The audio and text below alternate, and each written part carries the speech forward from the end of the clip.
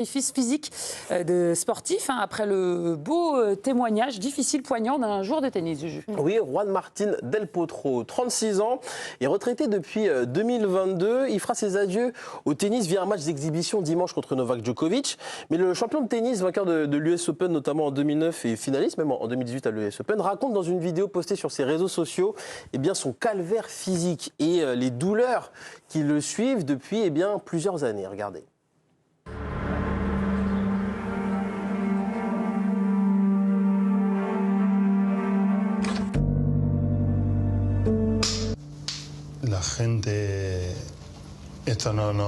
Je suis piégé dans un corps qui ne répond pas.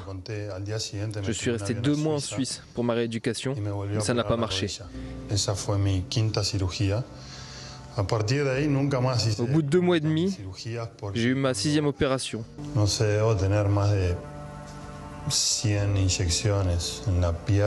J'ai eu plus de 100 injections, des infiltrations partout, dans la hanche, la jambe, le dos. Ils m'ont infiltré, analysé, ils m'ont cramé des nerfs, bloqué des tendons. C'est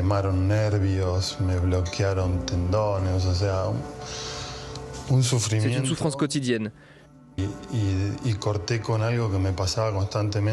C'est ma vie depuis mon dernier match. Je n'ai pas couru depuis que j'ai 31 ans. Je suis incapable de monter des escaliers. J'ai mal lorsque je conduis, mal lorsque je vais me coucher. Je ne peux pas taper dans un ballon. Je n'ai jamais pu rejouer correctement au tennis. C'est un cauchemar sans fin. J'espère qu'un jour ça s'arrêtera. J'ai envie de vivre sans douleur. Je me lève et je prends 6 ou 7 pilules. Un anti-inflammatoire, un antidouleur et une autre pour l'anxiété parce que la douleur émotionnelle surpasse les douleurs physiques. Ce n'est pas la vie dont je voulais. Par moments, je n'ai plus de force. Un médecin m'a dit « mets une prothèse et arrête de déconner ». Mais un autre me dit d'attendre mes 50 ans. C'est mon combat. Est-ce que je vais encore passer 15 ans de ma vie comme ça? Est-ce que je vais vivre plus ou moins correctement à 60 ans? Je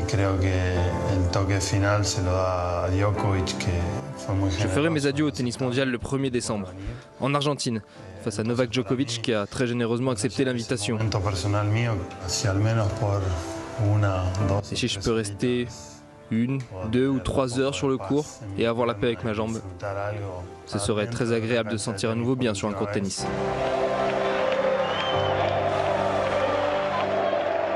Voilà pour cet extrait. La vidéo dure beaucoup plus longtemps. Elle dure 10-11 minutes. Là, on vous a sélectionné le meilleur, entre guillemets. Réaction en plateau, on a des journalistes, on a des sportifs. Pierre Bouby, je veux entendre ton expérience dans un second temps. Mais Séverine, par exemple, quelle est ta réaction quand tu as entendu ça? C'est surprenant quand même. On ne s'attend pas à ça de la part d'un joueur de tennis. C'est pas le premier. Il y a André Agassi qui avait dit aussi qu'il avait son corps en compote. Il avait écrit ça dans son autobiographie. Boris Becker, la même chose, qui se lève la nuit en criant. Le problème, c'est qu'ils vont tous beaucoup trop loin dans toutes ces infiltrations, etc. Et lui, en plus, Del Potro, c'est d'une tristesse absolue parce que donc il a des problèmes de poignet aussi. Il avait avant ça, puis il a sa première opération du genou en 2019 qui a raté complètement et il pensait après 3 mois s'en sortir. Finalement, il est parti depuis 2019 jusqu'à maintenant. C'est sa 6e ou 7e opération du genou. Enfin, c'est inhumain en fait. On est en train de charcutrer son corps humain. En plus de ça, il est fauché. C'est pour ça, je précise, c'est pour ça qu'il fait son exhibition. Donc en fait, son père a investi tout son argent dans les mauvais investissements, en fait, dans les mauvais placements. Et donc c'est pour ça qu'il joue un dernier match de tennis pour essayer de prendre beaucoup d'argent. Donc en fait, c'est très compliqué pour lui. Et Rafa Nadal, c'est la même chose. Il a quand même gagné un Roland Garros avec des infiltrations au niveau du pied sans sortir son pied. Moins de problèmes d'argent. Moins de problèmes d'argent, évidemment. Mais par contre, lui, il avait dit, j'ai envie d'arrêter pour pouvoir jouer avec mon fils, rien que de jouer avec son fils. C'était même pas, il n'est même pas sûr d'en être capable, tellement il a le corps en compote. C'est assez fréquent en fait chez les tennisman et même chez plein de sportifs. Je parlais avec d'autres sportifs qui disaient qu'il n'y a pas un jour où ils jouent même sans douleur. Je ne sais pas si on se rend compte quand même de la dinguerie qu'on est en train de s'infliger à son corps. Il y en a beaucoup qui en témoignent et qui le disent. On en a en plateau, un ancien sportif, Pierre Bouby. Est-ce que ça fait écho en toi? Est-ce que tu es passé par là toi aussi? Alors j'ai eu beaucoup plus de chance. Je pense qu'il y a aussi la physiologie, le corps de chacun qui est différent. Là on parle de tennis, mais j'ai en tête Abu Dhabi ou Batistuta aussi. Abu Dhabi qui n'a même pas pu faire carrière finalement tellement il a eu des blessures récurrentes. Batistuta qui a fini avec le corps en compote aussi. Moi j'ai plutôt eu de la chance, mais c'est vrai que passé 30 ans en fait, j'ai passé ma fin de carrière à prendre des Voltaren pour essayer de ne pas sentir la douleur, quoi. Et j'ai eu de la chance.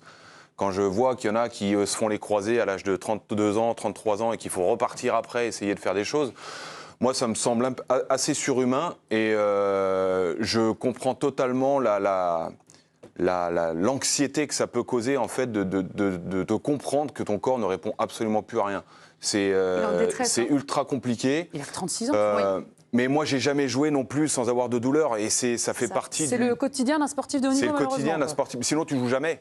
Donc c'est aussi simple que ça. Si tu attends d'être à 100% pour pouvoir faire un match correct, eh ben, tu joues quasiment jamais. Mais la détresse dans laquelle est ce joueur de tennis, elle se diffuse dans quasiment l'intégralité des sports de haut niveau. Les rugbyman, vous pouvez leur poser à la fin.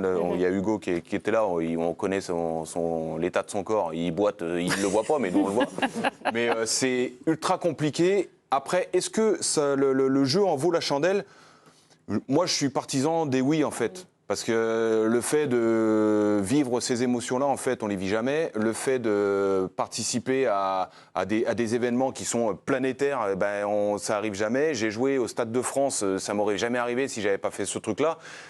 Et quand tu es dedans, tu es incapable de te dire faut que je fasse attention. C'est là que les médecins rentrent en ligne de compte. Et encore, pour le coup, par rapport à ce qu'a dit Del Potro, t'en as qui disent de faire une prothèse, t'en as d'autres qui sont même pas tous d'accord. Donc c'est ultra compliqué de pouvoir prendre des décisions. Mais le problème, c'est qu'aujourd'hui, il peut plus monter les escaliers, il peut pas jouer au foot, au tennis avec ses gamins. Enfin, on sent même à une pointe de regret. Est-ce que ça vaut vraiment le coup, quoi, pour un sportif de haut niveau, même de gagner un grand chelem ? Ce que j'allais dire, c'est totalement le fin du propos de Pierre, c'est qu'en fait, je pense, je parlais avec des gars qui sont au taf avec moi, qui ont eu des carrières de sportifs, notamment dans le tennis, et je pense que quand tu es dans ton truc, quand tu es lancé dans ta carrière, je ne suis pas sûr que tu calcules, que tu te rendes compte et que tu penses à ça. Parce que si tu y penses, ton rendement sportif, je pense qu'il baisse automatiquement. Et c'est vraiment la surcharge, moi, vraiment là, pour le coup, la douleur physique, elle est là, elle est présente, ça se voit, et on l'a même vu dans sa carrière, de toute façon. Il avait fait un tournoi, un dernier match à Buenos Aires, je crois, un truc comme ça. Oui. Mais moi, j'adore ce joueur, vraiment, j'ai adoré ce joueur, et j'avais regardé ce match, il m'avait vraiment fait de la peine. Parce qu'il avait un bras exceptionnel, etc. Et je pense qu'en fait, il avait tellement besoin de son corps qu'il était obligé de le sursolliciter parce qu'il était dans son truc, quoi. Il était dans sa carrière, c'est ce qu'il aime, je pense, au plus profond de son cœur de jouer au tennis. Et mentalement, je ne sais pas si tu arrives à connecter à ça, en fait. Et après, la surcharge émotionnelle de tout ce que tu es en train de vivre par rapport à la lutte que tu vas avoir contre ton corps, tout ça, c'est dès que ça s'arrête, ça explose. En fait, ce qui se passe, c'est que vu que tu as des antidouleurs qui te permettent d'absolument pas sentir la douleur à ce moment-là, moi j'en ai déjà fait des infiltrations, c'est miraculeux. Bien sûr. T'en as fait 100 comme lui ? Non, j'en ai pas fait 100, j'en ai fait 2 ou 3. Ça abîme tellement ton corps, des moments ponctuels, et ça reste 6 heures dans le sang, et le lendemain matin, quand tu te lèves, t'es une grue. Pour te sortir, c'est compliqué. Mais c'est impossible pour un joueur. C'est quoi une infiltration ? Une infiltration, t'as mal quelque part, qu'est-ce qu'on fait ? Une infiltration, c'est une piqûre d'anti-inflammatoire qui va te permettre, maintenant, elles se font sous écho directement pour piquer le muscle, pour piquer le nerf, pour piquer ta dose de douleur. Mais et ça fait quoi à ton corps ? En 2 heures, tu sens plus rien. D'accord. C'est-à-dire que tu as l'impression d'être bien. Et c'est là que c'est difficile, parce que quand tu es joueur et que tu te dis « Oh, je sens rien, c'est génial, je me sens bien ». Donc en fait, après, même si ça va pas, c'est pas grave, parce que tu es dans ton truc. Et Thomas, ce qu'il explique, c'est exactement ça. C'est-à-dire que tu es incapable, toi, mentalement, de te dire « Oh putain, mais à 35 ans, je vais boiter. 35 ans, tu verras plus tard, t'en as rien à foutre. Hein. Mais c'est le dernier de tes problèmes. On a un docteur qui nous a donné un beau témoignage. Oui, c'est Thierry Delmeul, qui était l'ancien docteur des Girondins de Bordeaux, un médecin du sport. Notre journaliste Greg Noailly lui a posé la question, quels sont les effets justement de ces infiltrations pour les sportifs de haut niveau ? Quels sont les dangers même ? Si vous utilisez beaucoup votre voiture, elle va s'user plus rapidement. C'est exactement pareil au niveau du corps humain, tant à la fois des cartilages, des tendons et des muscles. Donc il y a quand même une limite qu'il ne faut pas dépasser pour que le corps vieillisse bien et travaille bien. Si on infiltre à répétition en genou, il va y avoir atteinte du cartilage, il peut y avoir après des lésions tendineuses et musculaires. Donc c'est un effet local et qui est prêt sur du long terme va faire un petit peu comme dans les années 90 avec Van Basten ou d'autres joueurs de cette époque-là qui avaient des infiltrations pratiquement tous les week-ends pour jouer, vraiment des os qui se transformaient en morceaux de gruyère. Et après, il y a l'effet de la cortisone qui va être cumulatif et qui peut entraîner des atteintes rénales, diabétiques. Donc c'est vraiment à éviter. Hein. Donc c'est terrible. L'infiltration, elle soulage, mais en aucun cas, elle règle la blessure. Mais c'est ça. C'est du gruyère, elle ne répare pas.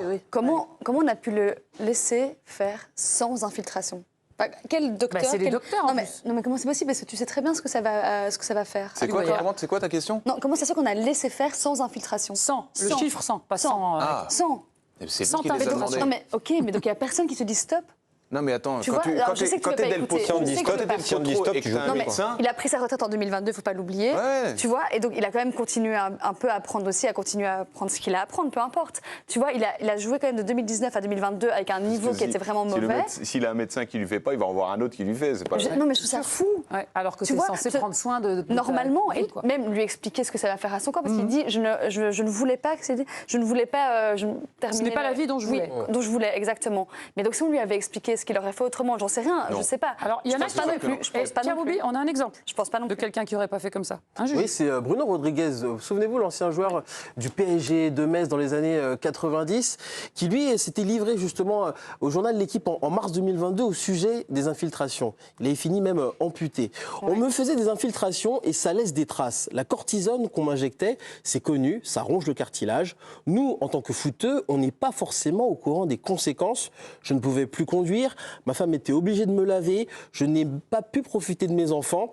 Lors de l'avant-dernière opération, on m'a enlevé la malléole. Ensuite, je leur ai demandé de couper. Si on m'avait dit que ça allait m'amener là, j'aurais dit non. Tu joues et on ne te dit pas que tu dois te reposer, mais je n'en veux à personne. Il faut que ça serve. C'est vrai qu'il est glaçant, ce témoignage, Thomas, de Bruno Rodriguez. Après, ça fait écho à tous les débats qu'on a pu avoir sur les surcharges de compétition qu'il y a en ce moment, pas que dans le foot. On en a parlé la dernière fois avec le tennis, Dans tous les sports. avec ces tournois qui se rajoutent, ces exhibitions qui se rajoutent, ces transports, ces voyages qui se rajoutent. Et voilà, ça dépasse là, c'est un débat qui dépasse obligatoirement le cas de Del Potro. On a besoin, en fait, le sport a besoin de ces témoignages forts comme ça, que ce soit lui, enfin, il y a plein de, Rodri qui avait pris la parole. On a besoin de porte-parole forts là-dessus, et je pense que Ça peut bouger, tu crois ? Non. Non, parce que mais faut pas être naïf sur ce débat en vrai. Voilà, Non, moi mais non plus. il y a Moi, je une pense vraie- pas Non, mais non plus. faut qu'on arrête d'être naïf. Exactement, Les il y a sportifs trop aujourd'hui, d'argent. la parole des sportifs par rapport à ceux qui commandent, ça vaut nib. Exactement. Ils ne sont pas écoutés. c'est Jusqu'à ça, leur c'est- santé. c'est- Il y a c'est- beaucoup d'argent en jeu, il y a beaucoup d'argent en jeu. Non, mais sur la base du truc. Non, Après, il y a Pierre. peut-être une prise de conscience individuelle de chacun, comment gérer ta carrière. Ça, c'est peut-être une prise en charge individuelle à faire. Mais sur la cadence, on peut s'interroger sur la Ah, la cadence cadence, aujourd'hui. d'accord. C'est juste ça. Après, maintenant, moi, si tu me dis, fais 50 émissions par semaine, Tu les fais non, mais si c'est je ce te que je veux paye dire. cher. Ok, je vais rentrer. Mais évidemment, mais parce que je prends autre chose. Mais non, ce que je veux dire, c'est que tu vas le faire au début, mais après tu vas te poser des questions sur comment tu gères. Tu vois, donc c'est un suivi maintenant individuel et une prise de conscience de ce que tu as envie de faire et comment de ta carrière. Je pense que c'est là-dessus aussi. Pierre, tu voulais revenir sur la déclaration de Bruno Rodriguez. Il y a un passage qui t'a un petit peu fait tiquer. En fait, lui, ça lui est arrivé. Donc je comprends qu'il ait cette réflexion une fois que tout s'est passé, une fois que c'est constaté et une fois qu'il s'est fait Et amputer. une fois que tu n'as plus de jambes. Moi, je me dis, à son moment-là, quand il est encore joueur, qu'il lui reste un petit peu de carrière, moi, je me dis qu'un médecin vient le voir en disant « Attention, tu risques ça, ça, ça », je pense qu'il prend le risque. Moi, je pense c'est pas ce qu'il a l'air de dire quand Mais même. parce hein. qu'en fait, il l'a vécu. Moi, je suis convaincu. Ah, tu veux dire qu'il y a- sur le moment ouais. Bien sûr, c'est ultra compliqué pour un joueur. Et la question que je me posais, on en parlait tout à l'heure en off, je me dis à quel moment peut-être la médecine internationale, les docteurs internationaux qui débattent de ce genre de trucs, ça ne peut pas être considéré aussi comme dopant. Parce que ce qui s'est passé avec Nadal, son corps lui a dit stop. Il a gagné un Roland-Garros avec ça. Tu vois ce que je veux dire? Même après, si ça regarde, et t'améliore après, pas, c'est fini. même si ça t'améliore pas, tu vas pas plus vite, tu cours pas plus longtemps. Mais ça ton cache ta cœur- douleur. Mais en même temps, ça cache ta Ça douleur. améliore les Donc, performances indirectement. voilà, Ils prennent tous donc les je pense, antidouleurs, hein. C'est de la je pense sémantique vraiment après, qu'à un moment mais- donné, le sujet va être mis sur la table parce que là, on est en train de bousiller des corps.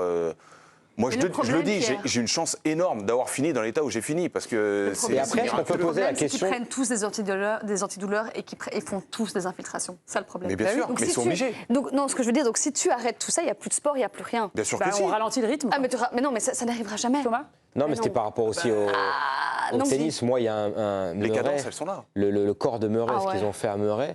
Est-ce qu'aujourd'hui, dans le tennis, l'évolution qu'est en train de prendre ce sport dans la dimension physique, je disais, Alcaraz, Il a des hanches en métal. Hein. Prothèse de hanche. C'est ça. physiquement, enfin, tu vois, il y a des joueurs physiquement aujourd'hui dans le tennis qui sont effrayants.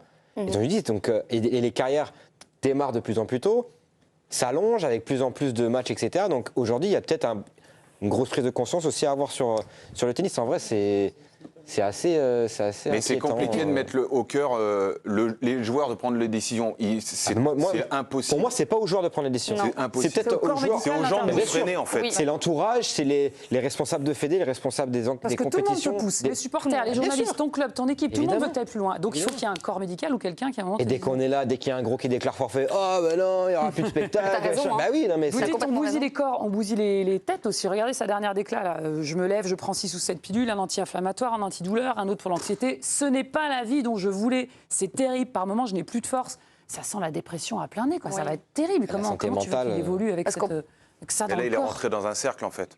Il est rentré dans un cercle où il prend des médicaments pour aller mieux à la tête, mais ça ne lui soigne pas les jambes. Donc il prend un médicament pour les jambes aussi. Mais toute proportion gardée, hein. J'ai pas eu la carrière de Del Potro et je prends pas ce qu'il prend. Mais Après, il faisait moi, du j'ai eu tennis. des habitudes, même quand j'avais arrêté mes carrières, de prendre des anti-inflammatoires des fois quand je me sentais mal, Par réflexe. des trucs pour bien dormir parce que j'ai toujours dormi mal pendant toute ma carrière et j'ai tout arrêté. Mais c'est un vrai combat en vrai. Hein. Tu prends encore un truc ou pas? Non, je prends plus rien. Allez, entre nous, Non, c'est bien. j'ai fumé, j'ai toujours fumé. Mais Non, bon, non, ça, c'est mais pas est-ce grave. qu'en plus, très mauvais exemple. Juste dernier truc sur Ah Del oui, mais Potro, bon. c'est que le gars, c'était quand même, franchement, on pensait d'office qu'il allait faire partie du top 3, top 4 mondial. Il avait un talent Il a été incroyable. top 3, non? Il était top 3, il a même, oui, il était top 3. Il avait un talent incroyable, donc il doit dire au revoir à son rêve absolu, c'est-à-dire le tennis qui lui fait en plus du mal. Enfin, il y a tout plein de choses à prendre en compte où mentalement Sa c'est vie de très famille, compliqué. derrière. Exactement. Mentalement c'est très compliqué pour lui parce qu'il avait des objectifs énormes et au final il n'a qu'un grand chelem et 10 milliards de blessures, des opérations à tout va et au final une santé mentale qui est bousillée et un corps qui est bousillé C'est à très cause dur, du sport qu'il aime et le sport pour lequel il a tout fait. Quoi. Donc c'est assez... Réparer un genou, mais réparer ça, ça c'est compliqué. c'est un hein. peu plus compliqué. On finira Ah ouais. sur cette magnifique Avec plaisir. métaphore. Bravo, bravo C'est Thomas. le Non, corps. c'était important.